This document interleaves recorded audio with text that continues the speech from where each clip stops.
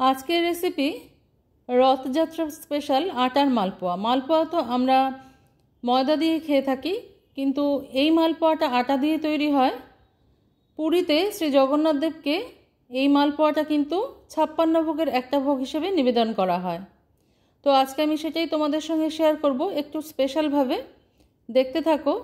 একটা বাটি নিয়ে নিয়েছি আমি। এই বাটির মধ্যে আরেকটা ছোট বাটির পরিমাপে, যে বাটি বা কাপ তোমরা নেবে তার পরিমাপেই নিতে হবে। বাটি যেহেতু আমি নিয়ে নিয়েছি, সেহেতু 1 বাটি আটা আর 1 বাটি সুজি আমি এখানে দিয়ে দিলাম। আর দিয়ে দিলাম একটা মশলা। এই মশলাটা কি সেটাও আমি তোমাদের দেখিয়ে দিচ্ছি। এটা কিন্তু দিতেই হয়। সেটা হচ্ছে, দেখো এখানে আমি 2টো বড় এলাচ নিয়ে নিয়েছি। এই বড় এলাচটাকে আমাদের খোসা ছাড়িয়ে শুধু বীজটাই লাগবে, তবে প্রথমে আমি একটু ড্রাই রোস্ট করে নেব, তাতে সুবিধা হবে ছাড়াতে। নিয়ে নিলাম 1 চামচ মৌরি আর কিছুটা পরিমাণ গোলমরিচ, গোটা গোলমরিচ। ফ্লেমটাকে একেবারে লোতে রাখবে। এই সময় লোতে রেখে একটু ভেজে নেব আমরা। ভেজে নেবার পর ঠান্ডা করে এটাকে গুঁড়ো করে নিতে হবে। বড় এলাচের খোসা ছাড়াতে অনেক সময় অসুবিধা হয়, কিন্তু এই সময় দেখবে যখন একটু এরকম হামানদিস্তা দিয়ে থেতো করবে, তখন কিন্তু খোসাটা খুব সহজেই আলগা হয়ে আসবে। তো এটাকে পুরোটা ক্রাশ করব না, আমি কিছুটা আধ ভাঙা করে নেবো এটাকে। দেখো খোসাটা বেরিয়ে এসছে। তো এটাকে আমি ফেলে দেবো, শুধু বীজগুলোই আমার লাগবে। এবার আমি এটাকে এই রকমভাবে একটুখানি আধ ভাঙা করে নিয়েছি। দেখিয়ে দিচ্ছি তোমাদের, যারা জানো তাদের জন্য নয়, যারা জানো না তাদের জন্য দেখিয়ে দিলাম। এবার এর মধ্যে আমি মিশিয়ে দেবো নারকেল কোড়ানো, একেবারে ফ্রেশ নারকেল। ঠাকুরকে যেহেতু নিবেদন করতে হবে, তাজা নারকেল নিয়ে নিয়েছি আমি এখানে। নারকেল কোড়ানো দিয়ে দিলাম। দিয়ে দেবো আমি এখানে 1/2 বাটি পরিমাপে, সেই একই বাটির পরিমাপে 1/2 বাটি পরিমাপে গুড়। এখানে কিন্তু আমি চিনির কোনো ব্যবহার করব না, সেই জন্য আমি গুড়ের ব্যবহার করেছি। তোমরা চাইলে কিন্তু চিনির ব্যবহার করতে পারো। দিয়ে দিলাম 1/2 বাটি পরিমাপে গুঁড়ো দুধ, চাইলে তোমরা লিকুইড দুধ ব্যবহার করতে পারো। আর দিয়ে দিলাম, এটা কিন্তু খাবার কর্পূর আছে, সেই কর্পূর কিন্তু 1 চিমটি দিতে হবে। এই সমস্ত কিছু উপকরণ দিয়ে হাতের সাহায্যে আমি ভালো করে মিশিয়ে নেব। হাতটা আমার অবশ্যই ভালো করে ধোয়া আছে, কারণ এটা একটা হেলদি হ্যাবিট। তো হাত দিয়ে আমি মাখছি, তোমরা যদি অন্য কিছুর সাহায্যে মাখতে পারো তো ভালো। হাত দিয়ে মাখলে সুবিধা হয়। গুড়টাও এখানে শক্ত আছে একটু, সেটাকেও আমি ভেঙে নিয়ে একসাথে ভালো করে সব উপকরণগুলো মিশিয়ে নেব। Welcome to my cooking channel Shatabdi's kitchen. Shatabdi's কিচেনে তোমাদের সবাইকে স্বাগত। এবার আমি দেখো সেই বাটির পরিমাপেই 1 বাটি জল এর মধ্যে মিশিয়ে দিলাম। এবার ভালো করে, যেরকম করে আমরা আটা মাখি সেরকম করে মেখে নেব। এরকম করে অল্প অল্প জল মিশিয়ে আমি একটা ব্যাটার তৈরি করে নেব, যেটা একটু ঠিক থাকবে। দেখো আরেকটু জলও আমার মেশাতে হবে, আর সুজি তো জল টেনে নেবে, সেই জন্য আমাদের বারে বারে একটু জল মিশিয়ে নিতে হবে। নমস্কার বন্ধুরা, আমি শতাব্দী। তোমরা সবাই কেমন আছো? আশা করি সবাই ভালো আছো, সবাই সুস্থ আছো।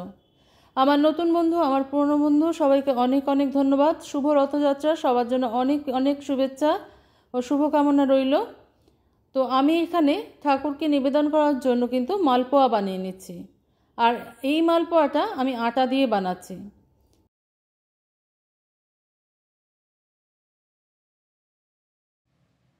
কিছুক্ষণ সময় এটাকে আমি ঢেকে রাখবো, যাতে সুজিটা ফুলে ওঠে। কিছুক্ষণ সময় বাদে আমি দেখো ফিরে এলাম। সুজিটা কিন্তু অনেকটাই ফুলে উঠেছে। এখনও কিন্তু তোমাদের প্রয়োজন পড়লে একটু জল মিশিয়ে নিতে পারো। এই সময় আমি একটু চেক করে নেবো আর কোনো গুড়ের দানা আছে কিনা এর মধ্যে। সেই দানাটা থাকলে কিন্তু হাত দিয়ে মিশিয়ে নিতে হবে। মালপোয়া করতে তো আমরা সবাই জানি কম বেশি, তো আমি আজকে যেভাবে করলাম সেটাই তোমাদের সঙ্গে শেয়ার করে দিলাম। খুব ভালো করে এবার আমি হাত দিয়ে ফেটিয়ে নেব। এক পাশ দিয়ে ফেটিয়ে নিলে কি হবে, মালপোয়াটা যখন ভাজবে তখন কিন্তু খুব সুন্দর করে এটা ফুলে উঠবে। তো ভালো করে মিশিয়ে নিয়ে আমি এটাকে আবার কিছুক্ষণ সময়ের জন্য রেস্টে রেখে দেবো।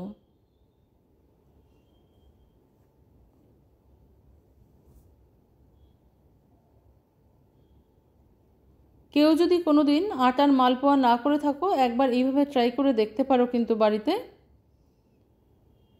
একটা কড়াই বসিয়ে নিয়েছি আমি, দেখো এবার দিয়ে দেবো পরিমাণ মতন ঘি। যেহেতু ঠাকুরকে নিবেদন করব, আমি এটা পুরোটাই ঘি দিয়ে করব। তোমরা চাইলে কিন্তু এর মধ্যে একটুখানি রিফাইন্ড অয়েল মিশিয়ে নিতে পারো, কোনো অসুবিধা নেই।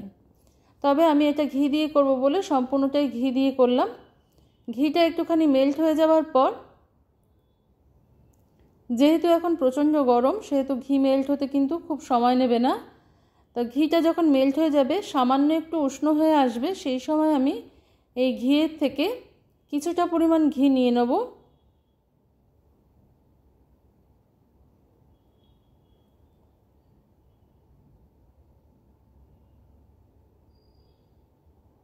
যে ব্যাটারটা আমি তৈরি করেছি সেই ব্যাটারের সঙ্গে মিশিয়ে দেবো। এতে কিন্তু মালপোয়া স্বাদটা অনেক বেশি ভালো হয়। যদি কেউ কখনো এরকম ঘি মিশিয়ে না করে থাকো, একবার অবশ্যই ট্রাই করবে।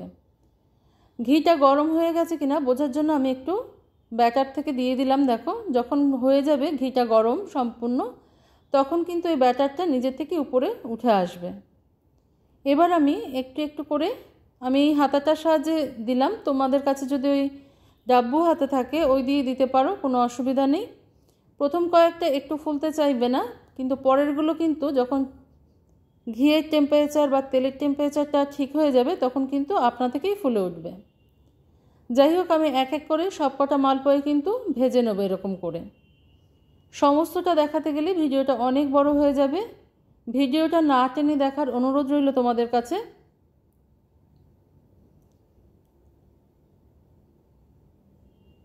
এইভাবে উল্টিয়ে পাল্টিয়ে কিছুটা ব্রাউন রং ধরা পর্যন্ত আমাদের ভেজে নিতে হবে।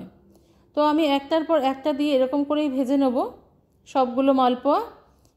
দেখো, আমার সবকটা মালপোয়া তৈরি হয়ে গেছে, আর ভগবানকে নিবেদন করবার জন্য এটা আমি রেখেছি। আজকের রেসিপিটা যদি ভালো লেগে থাকে, লাইক, শেয়ার, কমেন্ট, সাবস্ক্রাইব করতে একদম ভুলে যাবে না। আজকে এই পর্যন্তই বন্ধুরা, সবাই ভালো থেকো, সুস্থ থেকো। দেখা হচ্ছে পরের দিন অন্য কোনো রেসিপি নিয়ে।